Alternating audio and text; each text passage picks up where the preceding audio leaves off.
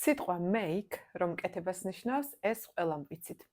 მაგრამ ის თუ იცით, რომ თუ კი სიტყვას make მოსდევს z-სართავის სახელი, ანუ ისეთი სიტყვა, რომელიც პასუხობს კითხვას როგორი, მაშინ make უკვე აღარ ნიშნავს კეთებას, ის ნიშნავს ვინმეს ამ რაიმედ გახდომას. აი ნახეთ მაგალითად. Happy არის ბედნიერი, ხოლო make happy უკვე ნიშნავს გაბედნიერებას. ანუ როდესაც ვინმე ვინმეს აბედნიერებს, ან რაიმე ვინმეს აბედნიერებს. ან მაგალითად, sad არის მოწყენილი ნაღვლიანი, ხო? ხოლო make sad უკვე არის დანაღვლიანება, ხო? მაგალითად, უყურეთ.